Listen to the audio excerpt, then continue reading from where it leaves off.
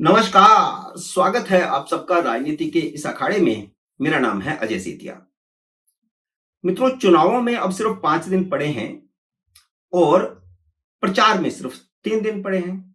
लेकिन किसी भी सर्वेक्षण कंपनी ने भविष्यवाणी नहीं की कि आम आदमी पार्टी को कितनी सीटें मिल रही हैं, भाजपा को कितनी मिल रही हैं और कांग्रेस को कितनी मिल रही हैं। हमेशा तो करते थे, इस बार क्यों नहीं?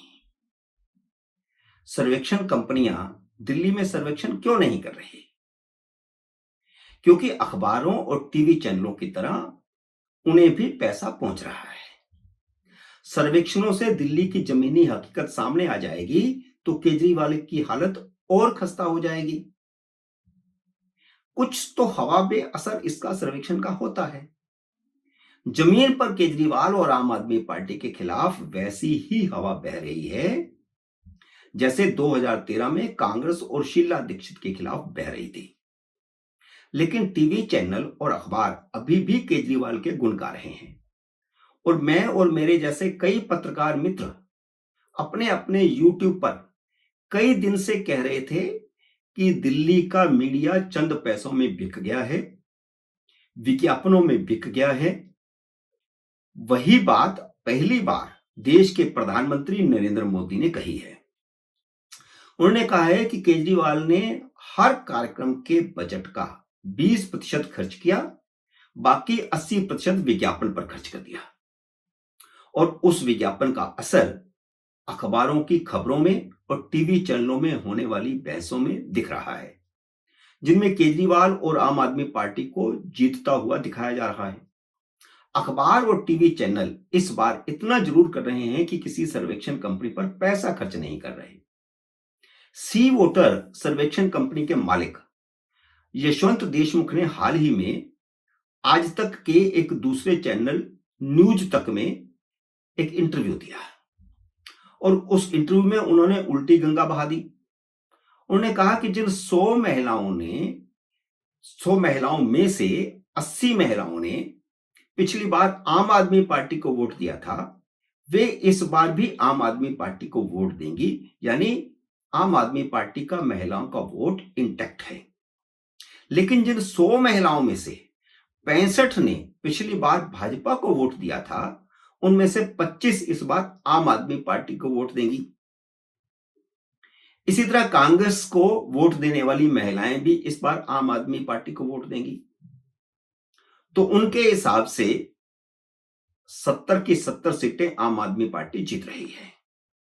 क्योंकि अगर भाजपा का महिलाओं का वोट खिसक रहा है, कांग्रेस का महिलाओं का वोट खिसक रहा है और आम आदमी पार्टी की महिलाओं का वोट इंटैक्ट है, तो निश्चित रूप से फिर कम से कम 70 सीटें तो आएंगी। जब पिछली बार 62 आ गई 70 में से, तो इस बार 70 से ज्यादा तो वो दे नहीं सकते, लेकिन इसका मतलब है कि 70 आएंगी, वो बता नहीं रहे। अब इसी थ्योरी को वे वेबसाइटें और टीवी चैनल फैला रहे हैं जिन्हें पहले सीधे दिल्ली सरकार से विज्ञापन मिलता रहा है और चुनावों के दौरान भी पंजाब सरकार से मिल रहा है। इसी तरह फलोदी के सट्टा बाजार की खबरें भी प्लांट की जा रही हैं, क्योंकि सट्टा बाजार से न तो कोई पुष्टि करने वाला है, न खंडन करने वाला है। सी वोटर हो या डी वोटर हो या ई वोटर हो या FGH कोई भी हो, चुनाव नतीजों में सबकी वाट लगने वाली है। और अब जो टीवी चैनलों में बहस में बैठ करके कह रहे हैं, भविष्यवाणी कर रहे हैं कि आम आदमी पार्टी का अपर हैंड है और वह जीत रही है, 8 फरवरी को वे कहीं दिखाई नहीं देंगे। सिर्फ एक कंपनी को छोड़कर ये सभी की सभी सर्वेक्षण कंपनियां महाराष्ट्र और हरियाणा में कांग्रेस को जिता रही थी। जमीनी हकीकत यह है कि आम आदमी पार्टी का अपना वोट सिर्फ बेसिकली 18-19% है। ये मैं कैसे कहता हूं? ये मैं इसलिए कहता हूं क्योंकि 2019 के लोकसभा चुनाव में जो उसे वोट मिला, वह उसका बेसिक वोट है। क्योंकि उस समय कांग्रेस अलग लड़ी थी, भाजपा अलग लड़ी थी और आम आदमी पार्टी अलग लड़ी थी। 2024 को हम बेस नहीं मान सकते, बेस वही है 2019 वाला। और जो 23-24% वोटर लोकसभा में भाजपा को वोट देते हैं और विधानसभा में आम आदमी पार्टी को वोट देते हैं, उनमें से कम 10-12% वोट इस बार विधानसभा चुनाव में भी भाजपा को जा रहा है। इस चुनाव में यह बदलाव है जो किसी को दिखाई नहीं दे रहा। आम आदमी पार्टी का कुछ वोट कांग्रेस भी खा रही है, इसलिए नतीजे चौंकाने वाले होंगे। इन सर्वेक्षण कंपनियों, अखबारों और टीवी चैनलों को पता ही नहीं है कि यमुना की सफाई पूर्वांचलियों के लिए कितना बड़ा मुद्दा बन चुकी है। यमुना में जहर मिलाने वाला मुद्दा भी केजरीवाल के गले की हड्डी बन गया है, जिसका हरियाणवी जाट और अहीर वोटों पर गहरा असर पड़ेगा, जो हरियाणा के बॉर्डर पर बसे हुए हैं। चुनाव आयोग तो क्या, केजरीवाल का स्पष्टीकरण और चुनाव आयोग से की गई बदतमीजी किसी को भी पसंद नहीं आ रही।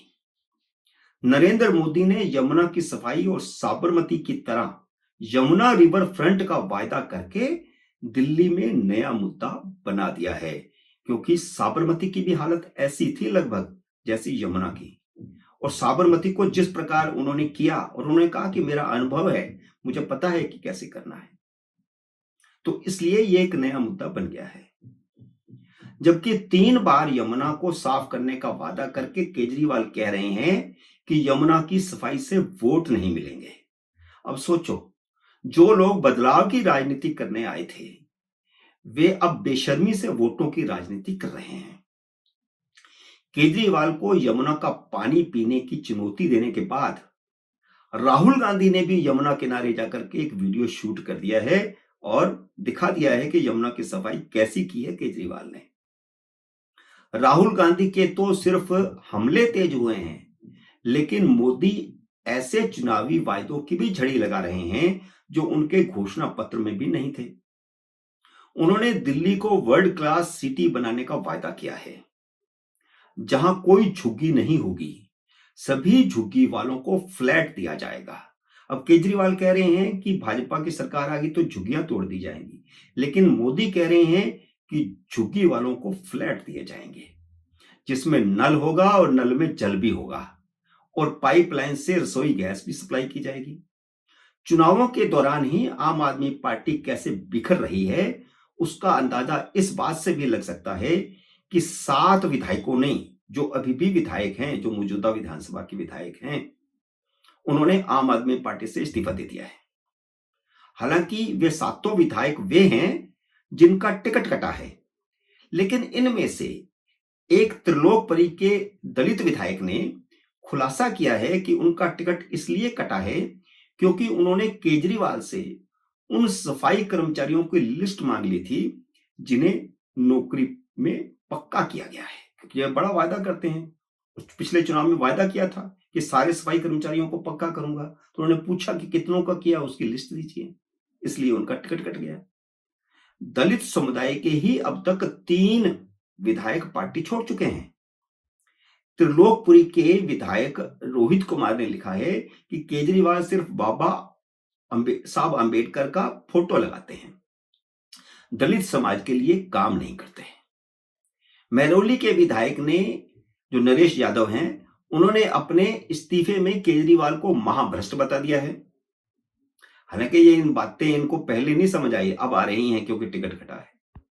लेकिन आदर्श नगर के विधायक पवन शर्मा ने अपने इस्तीफे में लिखा है कि पार्टी ईमानदारी वाली विचारधारा से भटक गई है। अब सोचो, ये 7 विधायक टिकट कटने के बावजूद अभी तक आम आदमी पार्टी के साथ थे। इनमें से किसी ने भी दूसरी पार्टी में जाकर के टिकट की गुहार नहीं लगाई थी। इसलिए अगर ये अपने अपने इलाके में घूम घूम कर आम आदमी पार्टी को हराने में लग जाएंगे तो कुछ ना कुछ वोट तो तोड़ेंगे ही। और ये अब इस्तीफा इन्होंने दिया क्यों, यह भी तो सवाल पैदा होता है। तब भी तो दे सकते थे जब टिकट कटा था। अब इस्तीफा इसलिए दिया है क्योंकि वे भी हवा का रुख देख रहे हैं। मित्रों, उम्मीद है मेरा ये वीडियो आपको पसंद आया होगा। इसे लाइक और शेयर कीजिए। अगर आपने मेरे यूट्यूब चैनल को अब तक सब्सक्राइब नहीं किया तो कृपया सब्सक्राइब करके अपना आशीर्वाद दीजिए। जल्दी मिलते हैं अगले वीडियो में किसी अन्य विषय के साथ। तब तक नमस्कार।